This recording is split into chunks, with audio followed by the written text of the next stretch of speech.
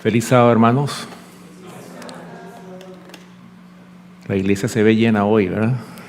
Qué bendición. Qué bendición es ver que cada vez hay más gente en la iglesia, ¿verdad? Es un gozo que todos sentimos realmente, ¿verdad? Que el mundo pueda conocer este mensaje que nosotros presentamos, como lo es el mensaje de los 3 ángeles de Apocalipsis capítulo 14. Porque ese es el llamado que el Señor nos ha hecho a cada uno de nosotros, ¿verdad? En esta mañana quiero presentar un mensaje que tiene que ver justamente en Apocalipsis capítulo 14, un grupo especial, de ese grupo que no va a conocer la muerte, ¿verdad? Y hablando de la muerte, mis hermanos, saben que esa palabra muerte, yo creo que es una palabra a la cual todos nosotros le tenemos temor, ¿verdad? Porque yo creo que el hombre no nació, o cuando salió de la mano del Creador, el ser humano no nació para morir, no fue creado para morir. Pero por causa del pecado, tristemente, el pecado fue lo que introdujo la muerte en este mundo. Porque dice Romanos capítulo 6, versículo 23, que la paga del pecado es la muerte. Pero esto no se queda ahí. Sigue diciendo, mas la dádiva de Dios es vida eterna en Cristo Jesús, Señor nuestro. Así que tenemos esa esperanza. Así como al principio nuestros primeros padres fallaron, ¿verdad? Cayeron en pecado y el pecado causó toda esta gran desgracia que nosotros estamos viviendo. Asimismo, el Señor nos dio el remedio para el pecado y ese remedio es Cristo como nuestro Redentor, como el que nos libra de todos nuestros pecados. Y por ende también nos libra de sufrir la muerte eterna. Así que, hablando, hermanos, de la muerte, nosotros sabemos, ¿verdad?, que todos nosotros, el destino, triste destino que nos espera a cada uno de nosotros es la muerte, ¿verdad?, por causa del pecado. Pero en el tiempo del fin van a haber 2 grupos. Estamos hablando de los justos, vamos a referirnos a los justos, los que alcancen la salvación y la vida eterna. Muchos van a morir en su fe y van a ser resucitados cuando Cristo venga. ¿Verdad que sí? Nosotros lo hemos estudiado, ¿sí o no? Sin embargo, va a haber un grupo que no va a conocer la muerte. Y escuchen lo que dice, y voy a comenzar con esta cita que está en la matutina Alza tus ojos, del 24 de marzo, en la página 95. Esta matutina dice lo siguiente: algunos que ahora llevan una vida activa, ¿qué va a pasar con ellos? Irán al sepulcro. Y otros estarán vivos y serán transformados cuando Cristo venga. Oh, hermanos, qué maravilloso, ¿verdad? Va a haber un grupo que va a estar vivo cuando Cristo venga. Va a haber otro grupo que va a fallecer. Pero no va a ser una muerte eterna. ¿Por qué? Porque cuando Cristo venga, ¿qué va a pasar con ellos? Van a ser resucitados. Como lo dice el apóstol Pablo en 1 de Tesalonicenses capítulo 4, versículo 16, que dice que el mismo Señor con voz de mando, con voz de arcángel y con trompeta de Dios, descenderá del cielo y los muertos en Cristo resucitarán primero. Así que esa es la promesa, hermanos. Esa es la promesa. Que así como en Adán todos mueren, en Cristo Jesús todos vamos a ser vivificados, ¿verdad? Esa es la promesa. 1 Corintios, vamos a abrir nuestras Biblias, vamos a comenzar hablando de estos 2 grupos. El apóstol Pablo en 1 Corintios habla de estos 2 grupos, los que van a morir en Cristo Jesús y los que van a estar vivos cuando Cristo venga. 1 Corintios capítulo 15, y vamos a leer los versículos del 51 al 57. Primera de Corintios capítulo 15, versículos del 51 al 57.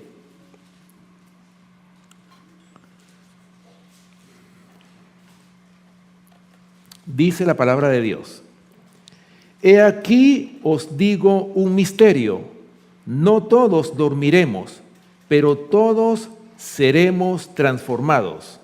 En un momento, en un abrir y cerrar de ojos, a la final trompeta, porque se tocará la trompeta y los muertos serán resucitados incorruptibles y nosotros seremos transformados.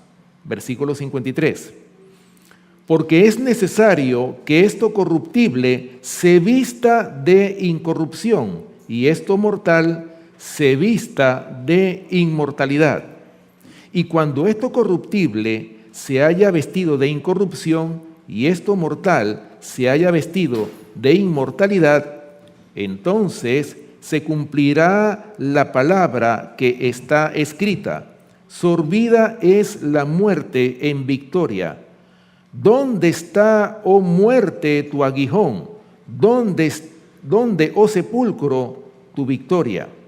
Ya que el aguijón de la muerte es el pecado y el poder del pecado la ley. Y termina diciendo el versículo 57. Mas gracias sean dadas a Dios que nos da la victoria por medio de nuestro Señor Jesucristo. Oh hermanos, tenemos esperanza. Y la esperanza que nosotros tenemos, a pesar de que tristemente hemos heredado el pecado de nuestros primeros padres, y ya sabemos que la consecuencia del pecado es la muerte, sin embargo dice que a través de Cristo nosotros podemos alcanzar esa vida eterna. Podemos ser redimidos a través de la preciosa sangre derramada por nuestro Salvador Cristo Jesús allá en la cruz del Calvario. Ahora, hablando, porque nosotros sabemos, hermanos, todos nosotros le tenemos miedo a la muerte, ¿sí o no? Yo creo que es algo que está en el ser humano. ¿Saben por qué? Porque, como les decía, el ser humano no nació para morir, no fue creado para la muerte. El ser humano, cuando salió de la mano del Creador, salió para vivir eternamente, no para que muriera. Pero el pecado fue lo que trajo la muerte. Por eso dice el libro de Job, capítulo 14, versículo 1, dice: el hombre nacido de mujer, corto de días y hastiado de sinsabores. No era el plan de Dios que el hombre fuera corto de días.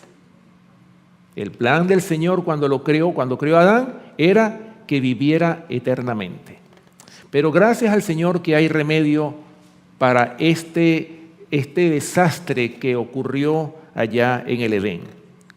Ahora, hermanos, hablando de los vivos, porque yo creo que todos nosotros tenemos esa esperanza, ¿verdad?, de formar parte de ese privilegiado grupo que no va a conocer la muerte. Ahora, ¿quiénes son los que estarán vivos cuando Cristo venga por segunda vez? Vamos a buscarlo. Apocalipsis capítulo 7 nos da la respuesta. Apocalipsis capítulo 7, versículos del 1 al 4. Ahí habla de un grupo especial, un grupo que no va a conocer la muerte. Un grupo que va a ser sellado, va a tener el sello del Dios vivo en sus frentes. Apocalipsis capítulo 7, y vamos a leer los versículos del 1 al 4. Dice la palabra de Dios: después de esto vi a 4 ángeles en pie sobre los 4 ángulos de la tierra, que detenían los 4 vientos de la tierra para que no soplase viento alguno sobre la tierra, ni sobre el mar, ni sobre ningún árbol. Versículo 2. Vi también a otro ángel que subía de donde sale el sol y tenía el sello del Dios vivo, y clamó a gran voz a los 4 ángeles a quienes se les había dado el poder de hacer daño a la tierra y al mar, diciendo: no hagáis daño a la tierra, ni al mar, ni a los árboles, hasta que hayamos sellado en sus frentes a los siervos de nuestro Dios.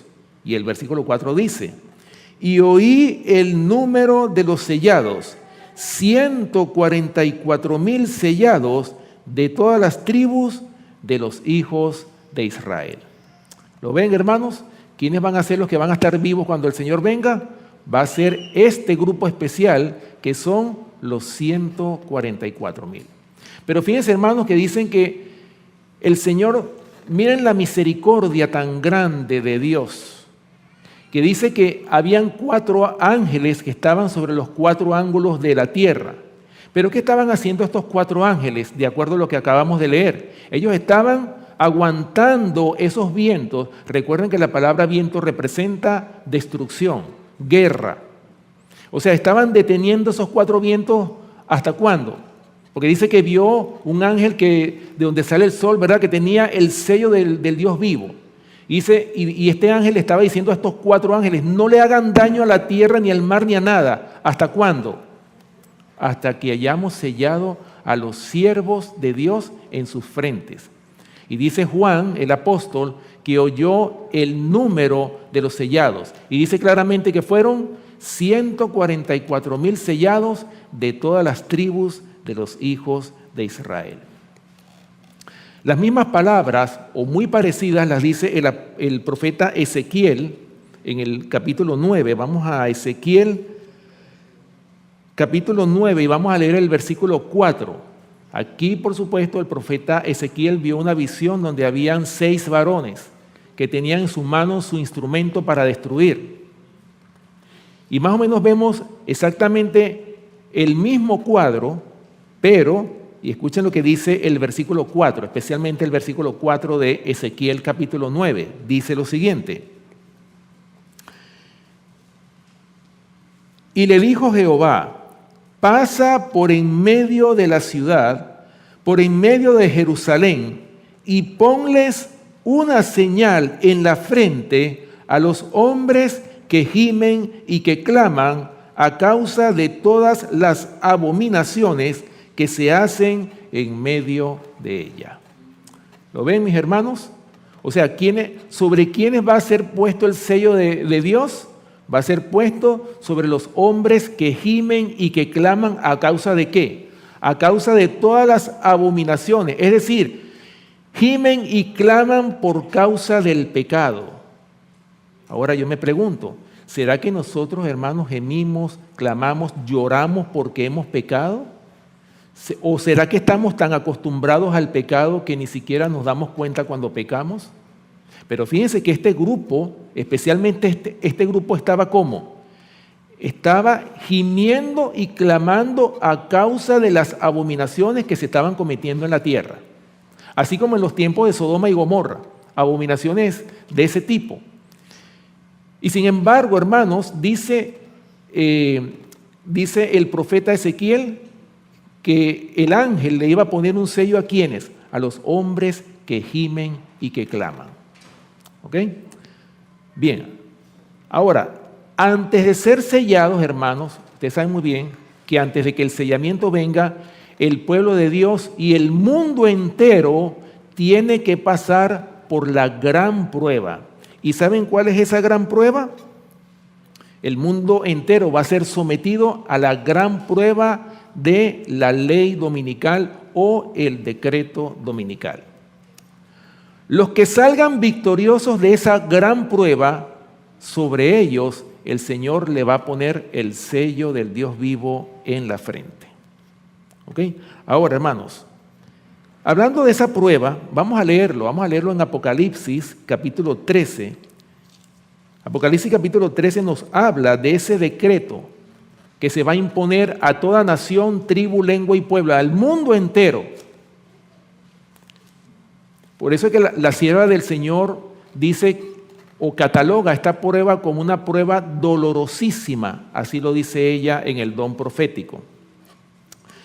Apocalipsis capítulo 13, vamos a leer los versículos del 15 al 17. Aquí nos habla, por supuesto, del decreto o de la imposición del decreto dominical.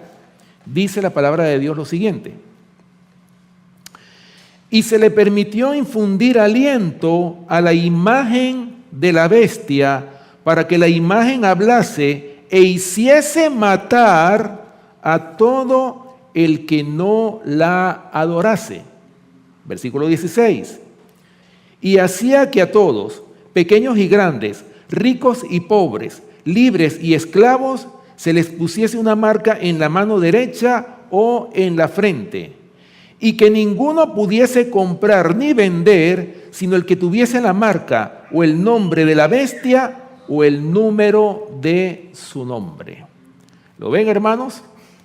¿Acaso no vemos nosotros que esta es la amenaza más terrible de parte de la bestia? ¿Cómo podremos nosotros vivir sin comprar ni vender, especialmente los productos básicos o los productos más necesarios para sostener la vida como lo son los alimentos? Hermano, por esa razón es que el Señor quiere que su pueblo salga de las ciudades y que se prepare y que siembre sus propios alimentos por la gran crisis que viene. Claro, obviamente que la salida de las ciudades no es solamente para eso, para muchas cosas más. Pero hermanos, nosotros estamos por vivir y vamos a pasar por esta gran prueba, una prueba en la cual quizás nosotros vamos a estar solos, porque ni siquiera a lo mejor la familia nos va a traicionar, o quizás los hermanos de la iglesia nos van a traicionar cuando nosotros querramos ser fieles a Dios en un momento de crisis como lo es la imposición de este decreto dominical. Y fíjense ustedes lo que dice claramente el versículo 15, dice que y se le permitió infundir aliento a la imagen de la bestia para que la imagen hablase e hiciese matar a todo el que no la adorase. Es decir, nosotros estamos, hermanos, en medio de un conflicto con respecto a la adoración. Por eso es que ella dice que es la gran prueba por la cual ha de pasar todo este mundo cuando llegue esa gran prueba. Ahora, hermanos, fíjense bien, escuchen bien lo que dice el don profético. Voy a leerles en el libro Testimonio para la Iglesia, tomo 5, en la página 76. Dice lo siguiente: no está lejos el tiempo cuando toda alma será probada. ¿Qué dice ella? No está lejos el tiempo, hermanos. Dice que cuando toda alma será probada, se nos querrá imponer la marca de la bestia. Para aquellos que han ido cediendo paso a paso a las exigencias del mundo y se han acomodado a sus costumbres, no será cosa difícil ceder ante las autoridades dominantes, antes que someterse al escarnio, a los insultos, a la amenaza de encarcelamiento y a la muerte. O sea, ¿quiénes son los que van a ceder en plena prueba del decreto dominical? Dice claramente, aquellos que han ido cediendo paso a paso, ¿a qué? A las exigencias del mundo y se han acomodado a sus costumbres. Dice que no les será cosa difícil ceder ante las autoridades dominantes. Hermanos, por eso es que el Señor, ¿qué es lo que nos pide al Señor?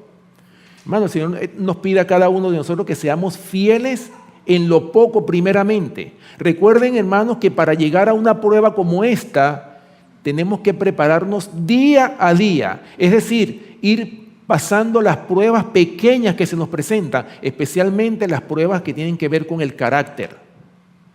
En la medida que nosotros vayamos venciendo en cada prueba, va a llegar el día, hermanos, que vamos a ser sometidos a esa gran prueba. Quizás todos los que estamos aquí no vamos a vivir en ese momento, pero el Señor sabe quiénes van a poder soportar ese dolorosísimo y crítico momento que le toca vivir a toda la humanidad. Sigue diciendo esta cita: la contienda es entre los mandamientos de Dios y los mandamientos de los hombres. ¿Lo ven? Hay una guerra ahí entre los mandamientos de Dios y los mandamientos de los hombres. En ese tiempo el oro será separado de la escoria de la iglesia. En otras palabras, es ahí donde se va a ver la separación del trigo y la cizaña. La verdadera piedad se diferenciará claramente de la imitación y oropel de la misma. Muchas de las lumbreras que hemos admirado por su resplandor se disiparán en la oscuridad. ¿Cuántos pastores no hemos admirado, verdad? Quizás por su elocuencia, por sus predicaciones. ¿Qué va a pasar con ellos, hermanos? Dice que se van a disipar en la oscuridad, o sea, van a dejar de brillar. ¿Por qué, hermanos? Porque muchos van a apostatar de la verdad que profesamos. Dice aquí, cual nube el tamo será llevado por el viento, aún en los lugares donde solo vemos sembrados de hermoso trigo.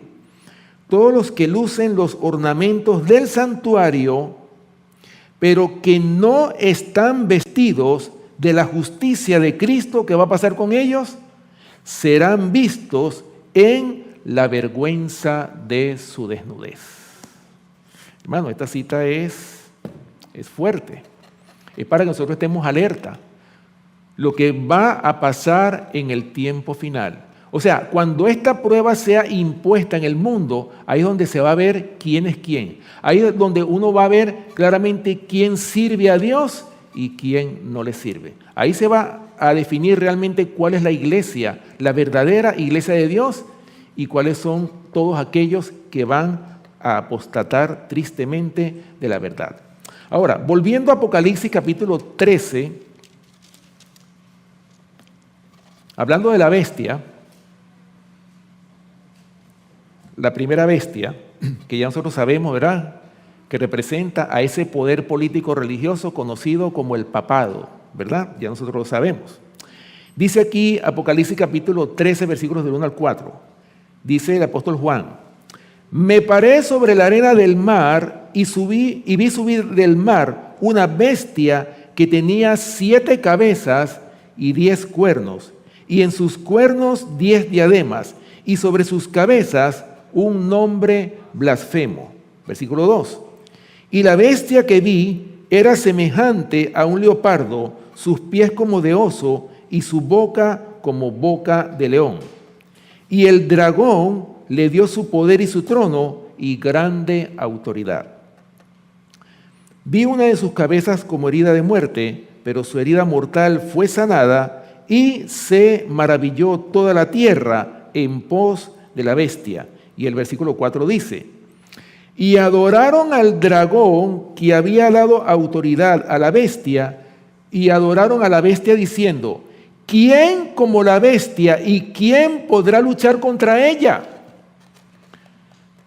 Ese es el clamor que van a dar todos aquellos que apostaten de la verdad. Tristemente. O sea, podemos ver aquí, hermanos, fíjense el clamor de la mayoría de los que van a apostatar, de los que se van a separar de este evangelio eterno. ¿Qué va a pasar con ellos? Van a decir, ¿quién como la bestia y quién podrá luchar contra ella? Imagínense ustedes, hermanos, así será de fuerte esta prueba que le espera al mundo, que ese va a ser el clamor casi universal de la mayoría de las personas. Pero ¿será que, hermanos, que nadie va a poder soportar esta prueba? ¿Qué dice la palabra de Dios? Vamos a Apocalipsis aquí mismo, capítulo 15, y vamos a ver ese grupo que sí alcanzó la victoria sobre la bestia y sobre la imagen de la bestia. Apocalipsis capítulo 15, versículo 2. Dice, vi también como un mar de vidrio mezclado con fuego, dice Juan, y a los que habían alcanzado la victoria sobre la bestia y su imagen y su marca y el número de su nombre, en pie sobre el mar de vidrio con las arpas de Dios. Gloria al Señor, hermanos, que sí hay un grupo que sí va a resistir la supremacía del Papa, va a resistir la supremacía de este sistema que va a someter al mundo a una esclavitud. Ya nosotros sabemos, hermanos, cómo este mundo cada vez tanto la política como la religión, como todo lo económico, todo se está uniendo, hermanos, para formar ese nuevo orden mundial que va a imponer finalmente este decreto dominical. Ahora, ese grupo que alcanzó la victoria sobre la bestia y sobre la imagen de la bestia, hermanos, son precisamente este grupo especial llamado los 144,000. Bueno, ese es el título de este mensaje, de esta presentación que estoy dándoles a ustedes en este día. Ahora, hermanos, ¿cuál ha sido o cuál será el secreto de la victoria para que estos 144,000 alcancen la victoria sobre la bestia y sobre la imagen de la bestia? Bueno, vamos a leerlo. Apocalipsis capítulo 14. Aquí nosotros tenemos realmente las características. Y cuando hablamos de este tema de los 144,000, es un tema que ha causado mucha controversia. Especialmente hay algunos que se limitan a decir que son literales o simbólicos o quiénes van a formar parte de los 144,000. Hermano, la sierva del Señor dice que nosotros no debemos caer en esos puntos controversiales. La sierva del Señor hace mucho énfasis en que nosotros debemos de ver cuáles son las características que este grupo tiene, cuál es el carácter que ellos van a tener para poder alcanzar la victoria sobre la bestia y sobre la imagen de la bestia. Apocalipsis capítulo 14, vamos a leer primeramente el versículo 1. Aquí vamos a ver desde el verso 1 hasta el verso 5, vamos a ver varias características que van a reunir este grupo especial para alcanzar la victoria sobre el pecado, la victoria sobre la bestia y sobre la imagen de la bestia. Apocalipsis capítulo 14, versículo 1 dice: Después miré, y aquí el Cordero estaba en pie sobre el monte de Sión, y con él 144,000 que tenían el nombre de él y el de su Padre escrito en la frente. ¿Qué tenían ellos, hermanos? Tenían el nombre, ¿verdad? El nombre del Padre y del Hijo escrito ¿en dónde? En la frente. ¿Qué representa eso? Eso significa, hermanos, que van a reflejar el carácter de Cristo. Van a tener el nombre, por eso dice que tenían el nombre del Padre y del Hijo escrito en su frente. Ahora, hablando de eso, hermanos, aquí mismo en el libro de Apocalipsis, hablando del mensaje de la iglesia de Pérgamo, vamos a Apocalipsis capítulo 2, versículo 17. Dentro del contexto de lo que es el mensaje a la iglesia de Pérgamo. Escuchen lo que dice el versículo 17. Apocalipsis capítulo 2, versículo 17. Hablando de ese nombre nuevo que el Señor nos va a dar a cada uno de nosotros. Apocalipsis capítulo 2, versículo 17 dice: El que tiene oído, oiga lo que el Espíritu dice a las iglesias.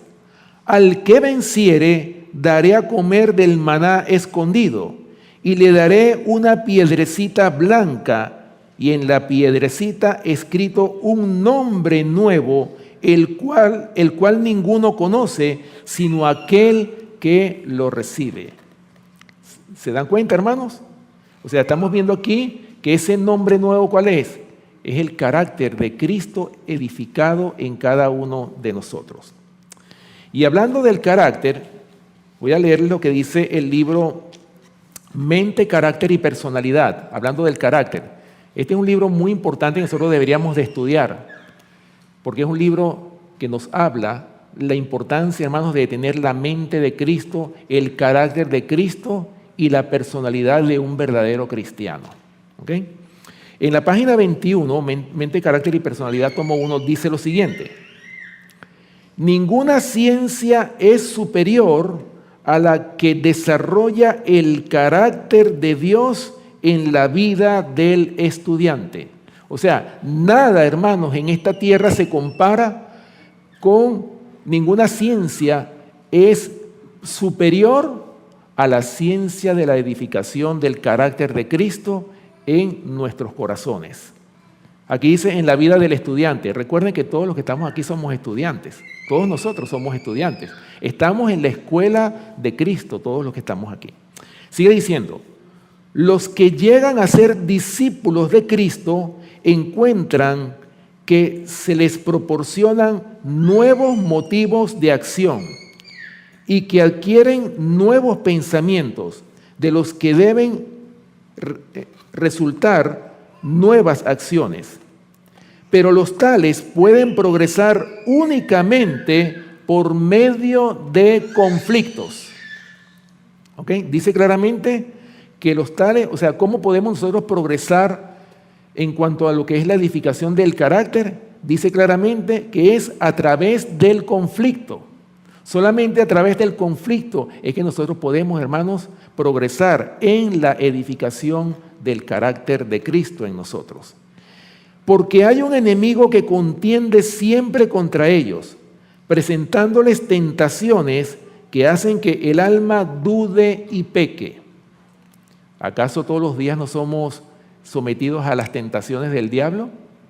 Todos los días somos probados, hermanos, no se nos olvide eso. Todos los días tenemos una prueba diferente. Pruebas pequeñas que ni siquiera nos damos cuenta. Siempre estamos esperando la prueba grande y no nos estamos dando cuenta que estamos cayendo en las pruebas pequeñas, en esas pequeñas tentaciones. Cuando nosotros caemos en una pequeña tentación, sea pequeña, grande, ¿qué está pasando con nosotros? Nos estamos debilitando. Cada vez nos debilitamos y es imposible que cuando venga la gran prueba, nosotros podamos soportar esa prueba que viene. Hay tendencias al mal hereditarias y cultivadas que tienen que ser vencidas. ¿Cuáles son esas tendencias? El mal carácter que quizás nosotros heredamos de nuestros padres. Todo eso tiene que ser vencido. Es decir, hermanos, aquí no hay nacionalidad porque yo soy venezolano o cubano, dominicano. Aquí no hay nacionalidad. Se supone que todos los que estamos aquí tenemos que tener la personalidad de Cristo. Todos tenemos que ser una nueva criatura. Ese es el propósito, ¿no? El apetito y la pasión han de ser puestos bajo el dominio del Espíritu Santo. ¿Qué es lo que tiene que ser puesto bajo el dominio del Espíritu Santo? Las pasiones, el apetito y todo lo que son los deseos de la carne tienen que ser sometidos a la presencia del Espíritu Santo. Dice aquí, no tiene término la lucha de este lado de la eternidad, pero aunque hay que sostener batallas constantes, también hay preciosas victorias que ganar y el triunfo sobre el yo y el pecado es de mayor valor de lo que la mente puede estimar. ¿Lo ven, hermanos? ¿Ven la importancia, hermanos, del carácter? Hermano, eso es el pasaporte para que nosotros podamos entrar al cielo. Nosotros podemos venir aquí a la iglesia, podemos haber tenido tantos años en la iglesia, pero si el carácter de Cristo no es edificado en nosotros, es imposible que entremos en la santa ciudad. Por eso es que muchos se van a perder. ¿Por qué? Hermanos, porque descuidaron la preparación en el carácter. No tuvieron victoria sobre el enojo, sobre las pasiones desordenadas. Hermano, y eso los va a llevar tristemente a la perdición. Bueno, esa es la primera característica, ¿verdad? Que los 144,000 tenían el nombre del Padre y del Hijo escrito ¿en dónde? En su frente, ¿verdad? Bueno, el versículo 3 dice, y cantaban un cántico nuevo delante del trono. Hablando de ese cántico, bueno, un cántico es una canción. Y ustedes saben muy bien que las canciones casi siempre son el producto de una experiencia. Cada vez cuando se compone una canción, ¿verdad? Letra y música, especialmente la letra, casi siempre es el producto de una experiencia. Pero en el caso de los 144,000 dicen que cantaban un cántico nuevo y solamente ellos conocían ese cántico. Ahora, ¿qué representa ese cántico? Es la experiencia que ellos van a vivir, una experiencia que ninguna otra compañía va a experimentar. Y son solamente los 144,000 que tendrán esa experiencia. ¿Okay? Ahora, hablando de ese cántico, vamos a buscar algunos textos bíblicos, varios textos bíblicos que nos hablan sobre ese cántico. Y vamos a Éxodo, la experiencia que tuvo el pueblo de Israel cuando salieron de Egipto. Éxodo capítulo 15,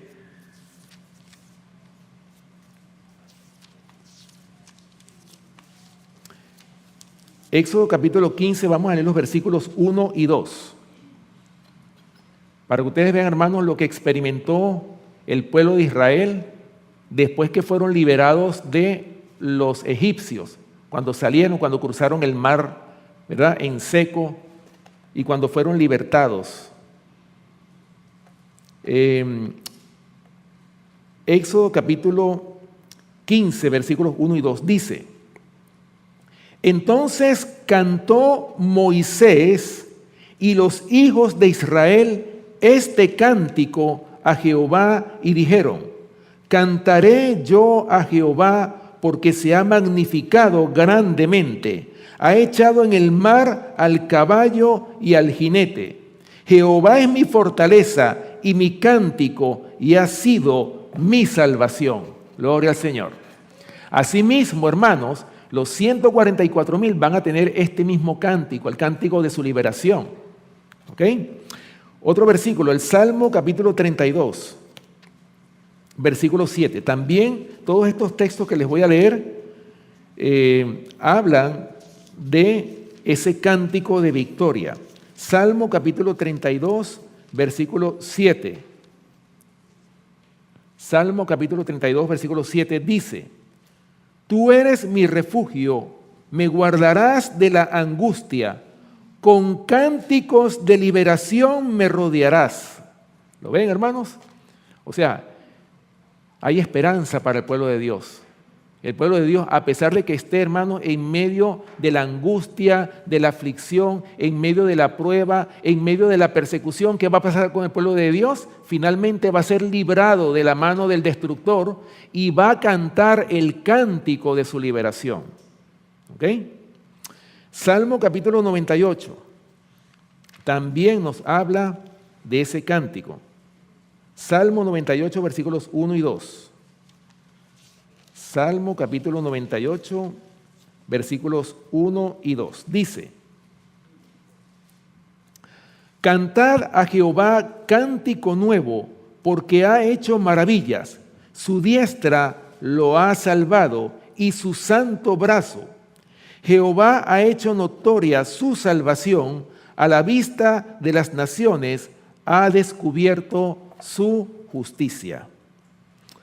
Isaías capítulo 30, versículo 29. También el profeta Isaías menciona este cántico de victoria, este cántico de liberación. Isaías capítulo 30, versículo 29.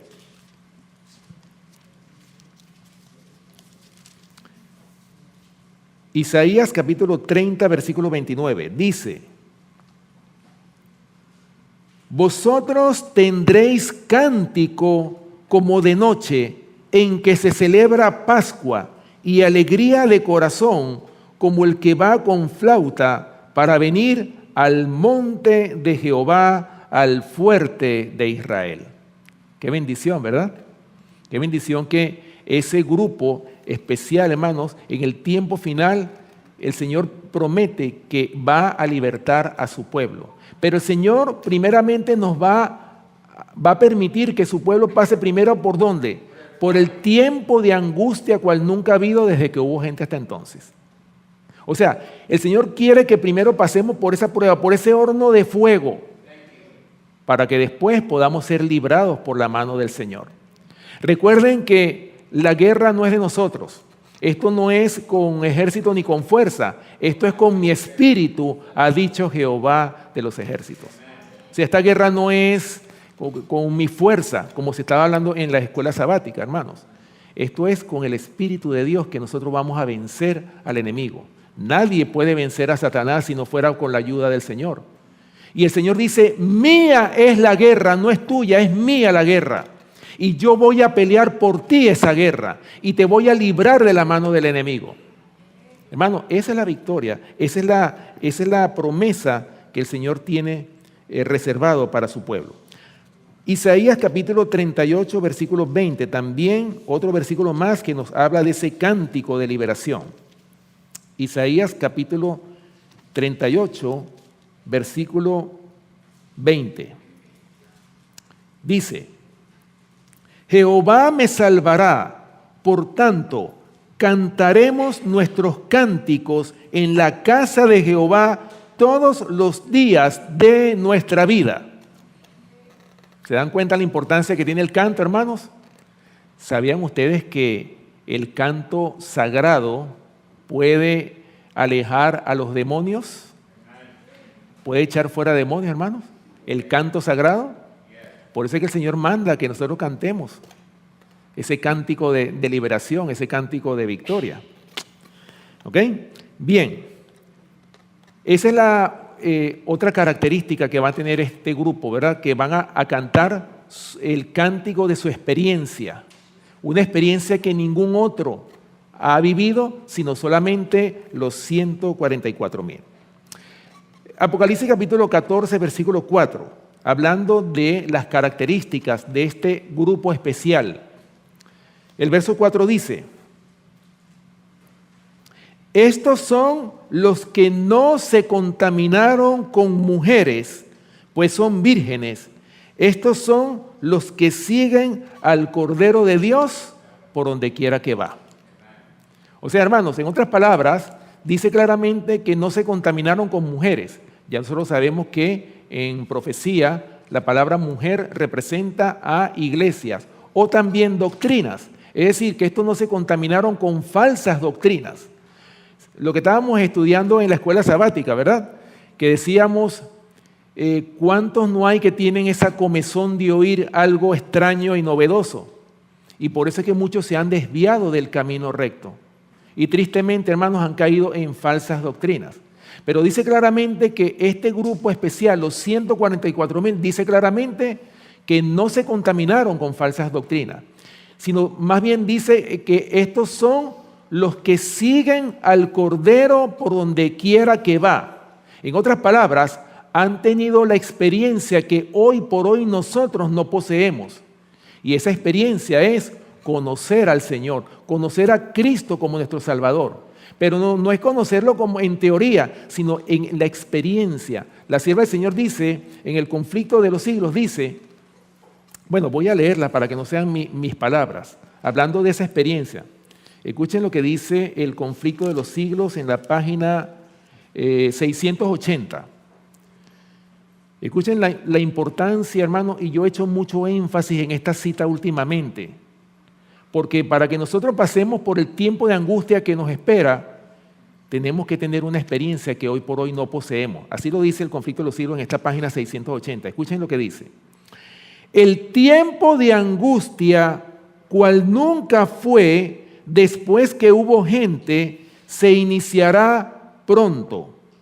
Y para entonces necesitaremos tener una experiencia que hoy por hoy no poseemos y que muchos no pueden lograr debido a su indolencia. Ahora, hablando de ese tiempo de angustia, ¿cómo nosotros nos podemos preparar para ese tiempo de angustia que viene?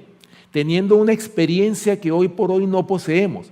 Aunque ella no dice cuál es esa experiencia, pero hermanos, es de suponer que la experiencia que nosotros necesitamos tener hoy por hoy es, como lo dice Juan capítulo 17, versículo 3, y esta es la vida eterna, que te conozcan a ti, el único Dios verdadero, y a Jesucristo a quien has enviado. O sea, nosotros necesitamos, hermanos, es conocer primeramente al Señor. La vida eterna depende de conocer al Señor, no por teoría solamente, sino por una experiencia de fe, una experiencia o experimentar la justificación por la fe. Nosotros debemos de experimentar eso antes de que venga el tiempo de angustia cual nunca ha habido desde que hubo gente hasta entonces. Ahora, este grupo, los 144,000, ellos sí tuvieron esa experiencia o la van a tener. Para que puedan, por eso dice claramente que siguen al Cordero por donde quiera que va. O sea, lo siguen. ¿Por qué? Porque lo conocen y porque han tenido y han vivido la experiencia que nosotros no hemos logrado debido a nuestra indolencia. ¿Lo ven? Ahora, hablando de eso, bueno, Juan capítulo 5, versículo 39, lo hemos leído muchas veces, vamos a leerlo. Juan capítulo 5, versículo 39.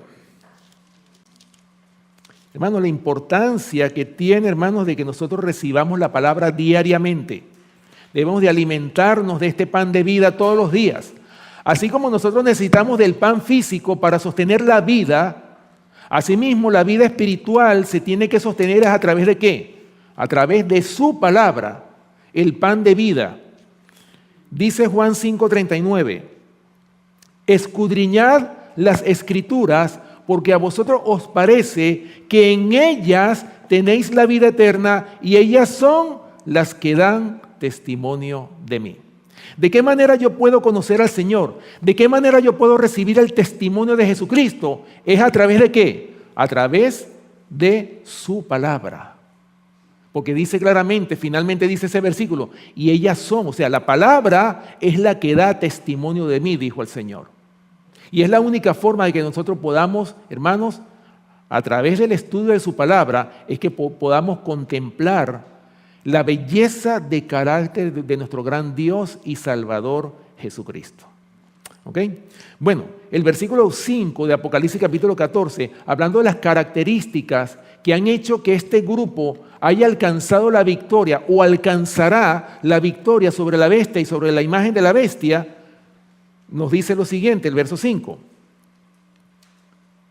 Dice, y en sus bocas no fue hallada mentira, pues son sin mancha delante del trono de Dios. Oh, hermano, ¿cuántas veces nosotros no hemos mentido? Hagámonos un autoexamen. A veces nosotros decimos sin darnos cuenta, decimos una mentira y después que nos damos cuenta, o quizás no nos damos cuenta que hemos mentido. Hermano, pero dice claramente que este grupo no se halló, en su boca no fue hallada mentira. ¿Por qué? Porque son sin mancha delante del trono de Dios. Ahora, hablando de la mentira, fíjense, hermanos, cómo Dios abomina la mentira. Éxodo capítulo 23, versículo 7. Vamos a Éxodo para que ustedes vean, hermanos, en estos textos bíblicos cómo el Señor, Dios, abomina la mentira. Éxodo capítulo 23, versículo 7. Escuchen la instrucción que el Señor le da a su pueblo. Éxodo capítulo 23, versículo 7. Dice, de palabra de mentira te alejarás. ¿Qué dice el Señor? De palabra de mentira te alejarás y no matarás al inocente y justo, porque yo no justificaré al impío, dice el Señor. ¿Ok? Otro versículo más que nos habla de cómo Dios rechaza o aborrece o abomina la mentira. Salmo capítulo 5, versículo 6. Vamos al Salmo capítulo 5, versículo 6. Salmo capítulo 5, versículo 6. Dice, destruirás a los que hablan mentira, al hombre sanguinario y engañador abominará Jehová. ¿Lo ven? Ahí mismo en el Salmo, vamos al Salmo 119, versículo 104. Salmo 119, versículo 104. Dice, de tus mandamientos he adquirido inteligencia. Por tanto, he aborrecido todo camino de mentira. Fíjense bien, hermanos, lo que el rey David, ¿verdad? Cómo amaba, porque este es el Salmo 119 es el Salmo de la ley. Cómo David, el rey David magnificaba la ley. Dice que tu ley es mi delicia. Tanto era la delicia, la ley para David, que abominaba David la mentira. O sea, David se apartó de la mentira también. Ahora, hablando de la mentira, hermano, hay algunos, como lo dice el profeta Isaías, vamos al profeta Isaías capítulo 30, para que ustedes vean, hermanos, cómo hay personas que no les gusta que se les diga la verdad. Y esto lo dice aquí el profeta Isaías.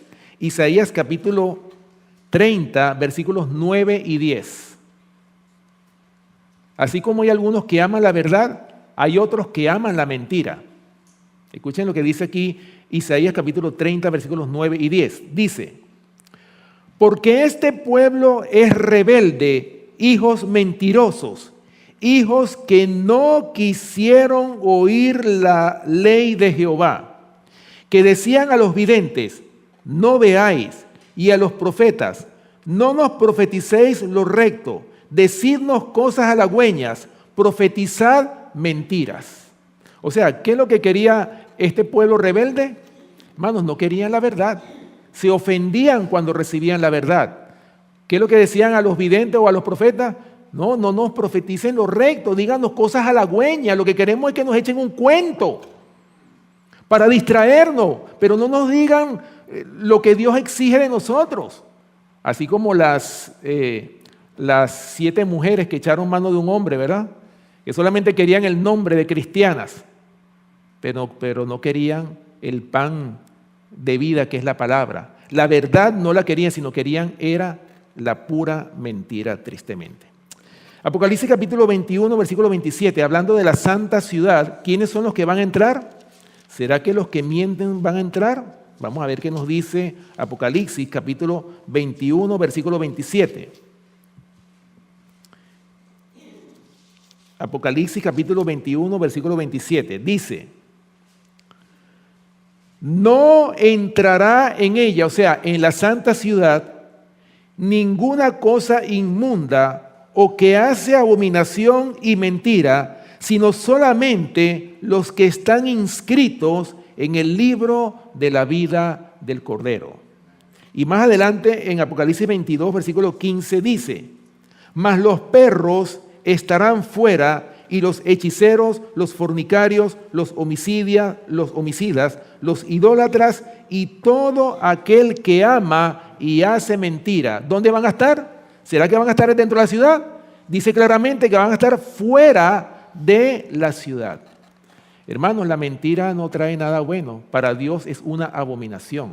El Señor quiere que nosotros como pueblo seamos un pueblo que ame la verdad, que esté en la verdad y que rechace todo camino de mentira. ¿Ok? Ahora, el conflicto de los siglos, hablando de este grupo especial, escuchen lo que dice en la página 706 en adelante. Dice: delante del trono sobre el mar de cristal, ese mar de vidrio que parece revuelto con fuego, por lo mucho que resplandece con la gloria de Dios, hállase reunida la compañía de los que salieron victoriosos de la bestia y de su imagen, y de su señal y del número de su nombre. Con el Cordero en el monte de Sión, teniendo las arpas de Dios, están en pie los 144,000 que fueron redimidos de entre los hombres. Se oye una voz como el estruendo de muchas aguas y como el estruendo de un gran trueno, una voz de tañedores de arpas que tañían con sus arpas. Cantaban un cántico nuevo delante del trono, un cántico que nadie podía aprender sino aquellos 144,000. Es el cántico de Moisés y del Cordero, un canto de liberación. Ninguno, sino los 144,000 pueden aprender aquel cántico, pues es el cántico de su experiencia, una experiencia que ninguna otra compañía ha conocido jamás. Son estos los que siguen al Cordero por donde quiera que fuere. Habiendo sido trasladados de la tierra de entre los vivos, son contados como primicias para Dios y para el Cordero. Estos son los que han venido de gran tribulación y han pasado por el tiempo de angustia, cual nunca ha sido desde que ha habido nación. Han sentido la angustia del tiempo de la aflicción de Jacob. Han estado sin intercesor durante el derramamiento final de los juicios de Dios. Imagínense ustedes, hermanos, cómo será, cuánto nos ha costado a nosotros vivir, ¿verdad?, estando con intercesor ante un Dios, ¿verdad?, ofendido por el pecado. ¿cómo será, hermanos, que nosotros que tenemos un intercesor a veces ni lo tomamos en cuenta? ¿Cómo será entonces, hermanos, si estuviéramos sin intercesor?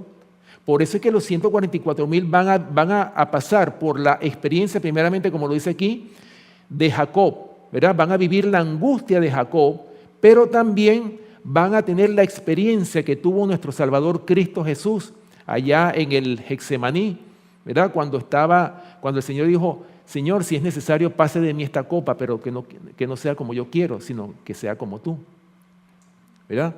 En ese momento, hermanos, que el Señor estuvo, yo creo que una de las cosas, y el deseado de toda la gente lo dice claramente, que el Señor, una de las cosas, o sea, era tanto el dolor por la separación, de verse separado de su Padre, que apenas sentía los dolores que le causaban los clavos. Era más el dolor que sentía por la separación del Padre que los dolores que le causaban los clavos. Hermanos, y esa misma experiencia la van a tener los 144,000 que les va a tocar a vivir sin intercesor, porque van a vivir después que la gracia se cierre. En ese momento, ¿qué va a pasar después que se cierre la gracia? Van a empezar a caer las 7 postreras plagas. Y en ese tiempo de angustia, tanto por las plagas como porque ellos van a sentir la angustia de que ¿habré sido yo librado del pecado?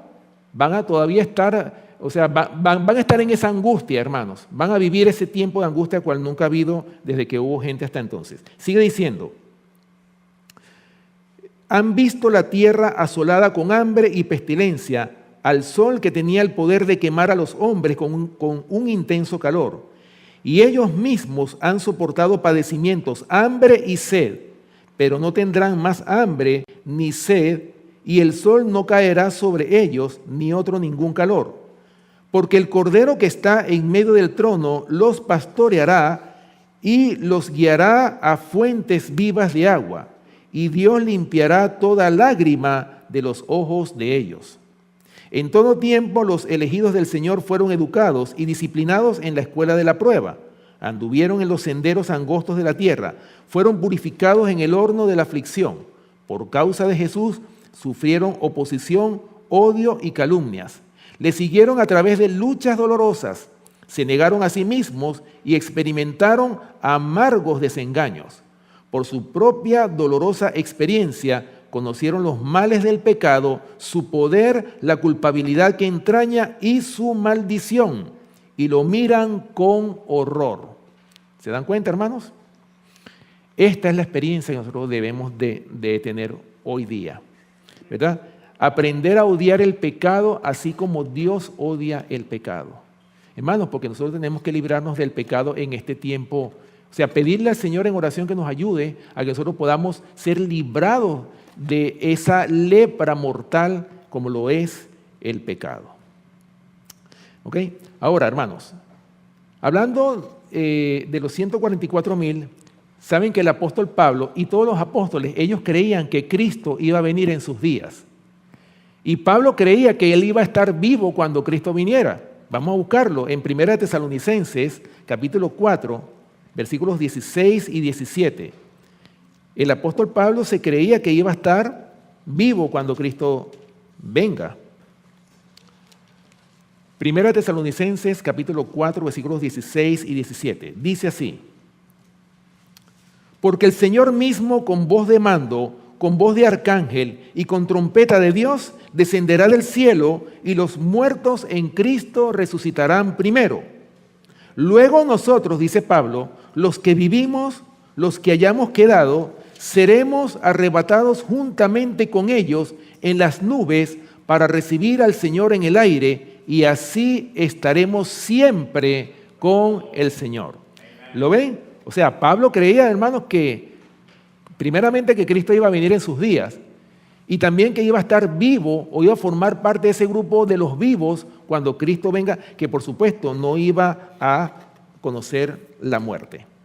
Ahora, los 144,000 hermanos pasarán por el tiempo de angustia de Jacob y por la gran tribulación. Así lo dice Daniel capítulo 12, versículo 1. Vamos a Daniel, el profeta Daniel, capítulo 12, versículo 1.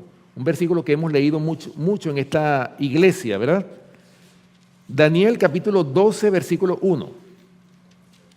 Dice el profeta Daniel: en aquel tiempo se levantará Miguel, el gran príncipe que está de parte de los hijos de tu pueblo, y será tiempo de angustia cual nunca fue desde que hubo gente hasta entonces. Pero en aquel tiempo será libertado tu pueblo. ¿Quiénes son esos? Todos los que se hallen escritos en el libro.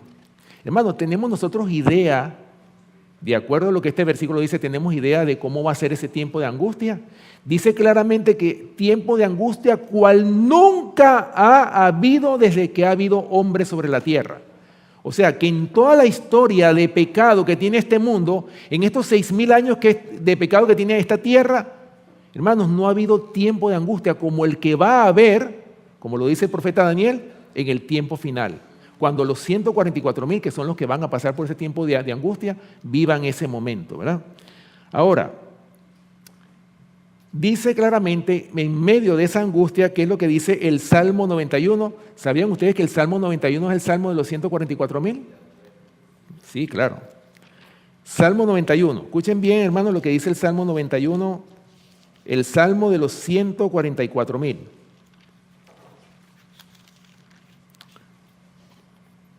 Ok, vamos a leer desde el versículo 1. Dice: el que habita al abrigo del Altísimo morará bajo la sombra del Omnipotente. Diré yo a Jehová, esperanza mía y castillo mío, mi Dios en quien confiaré.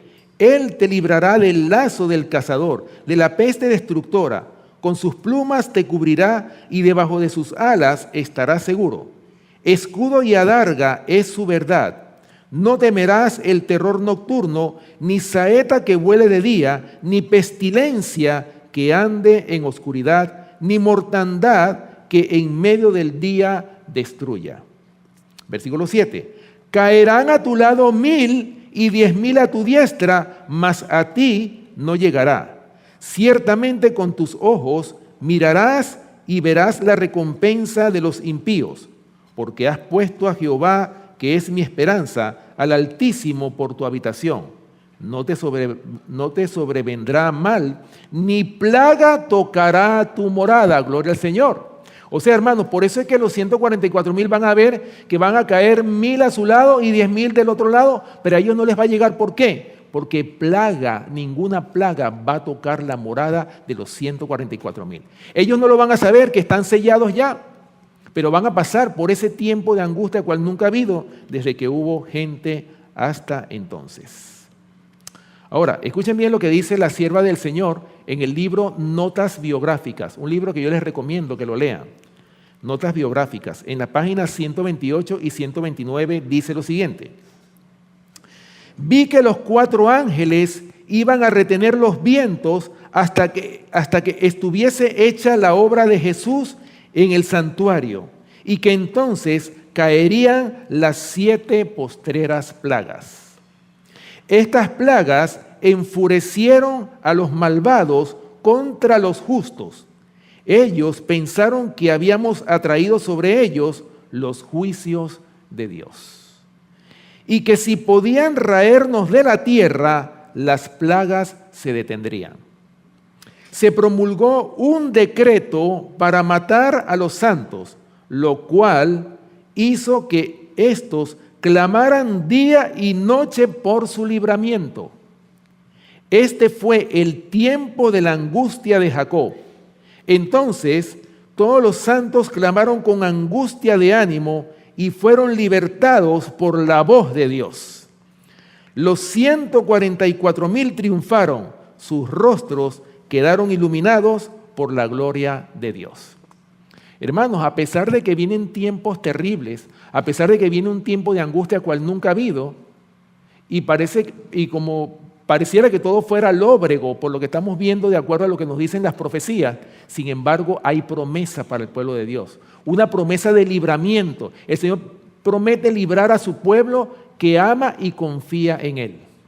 ¿Ok? Muy importante.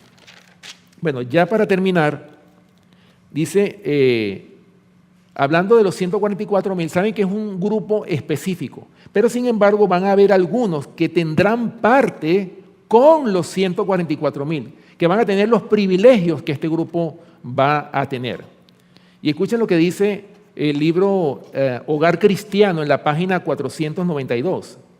Hablando la sierva del Señor cuando ella tuvo esa visión de esos mundos que ella visitó, o sea, el ángel la llevó a que conociera mundos donde habían seres que nunca cayeron en pecado.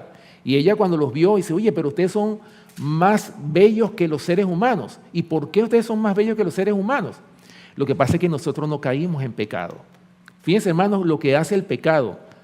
Por eso es que ojalá que nosotros podamos ver, hermanos, de acuerdo a cómo Dios ve el pecado, ojalá que nosotros veamos el pecado como Dios lo ve, para que aprendamos a odiar el pecado como Dios odia el pecado. Bueno, dice aquí, para no hacerlo largo, supliqué a mi ángel acompañante, o sea, cuando ella fue llevada en visión a esos mundos, supliqué a mi ángel acompañante que me dejara permanecer en aquel sitio. No podía sufrir el pensamiento de volver de nuevo a este tenebroso mundo. El ángel me dijo entonces, debes volver y si eres fiel, tendrás con los 144,000 el privilegio de visitar todos los mundos y ver la obra de las manos de Dios.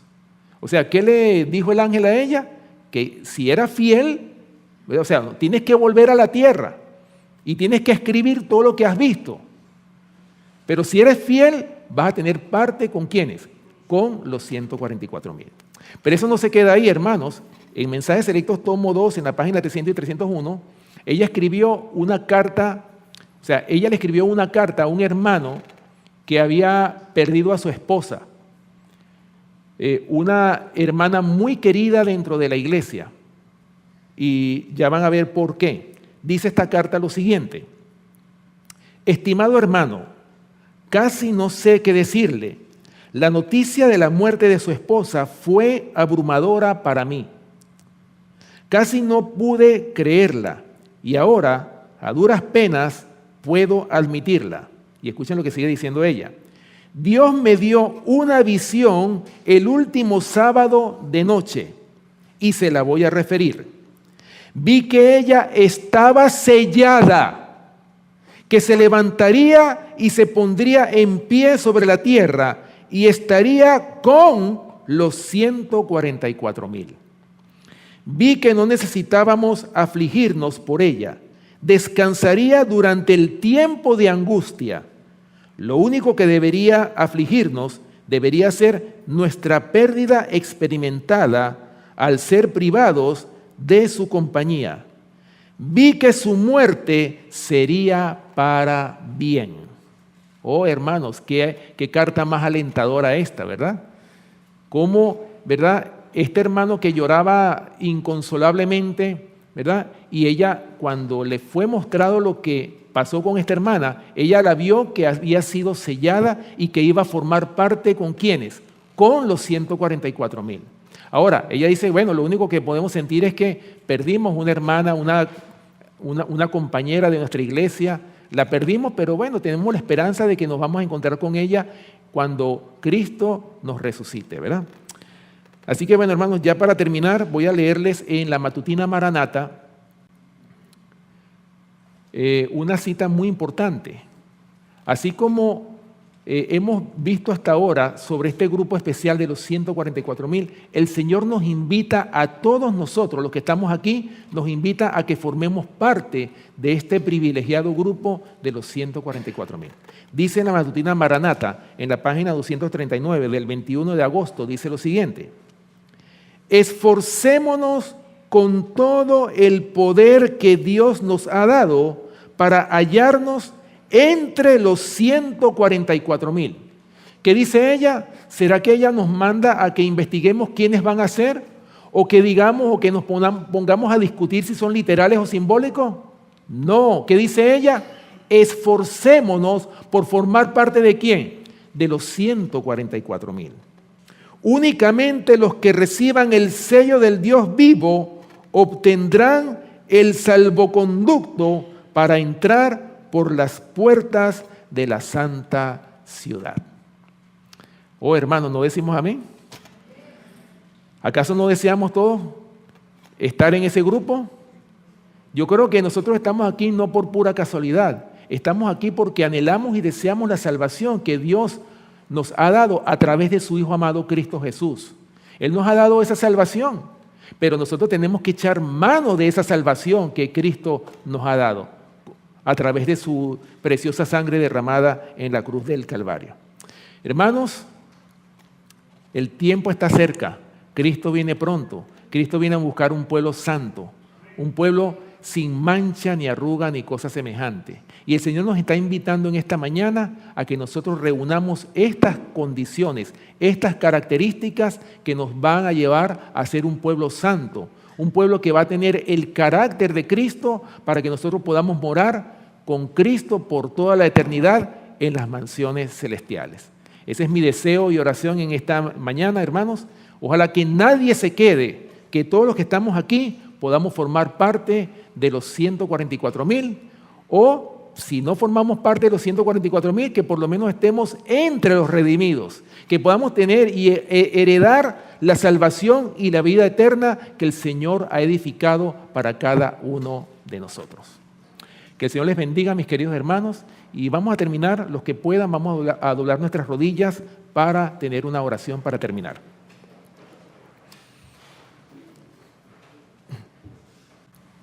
Oremos.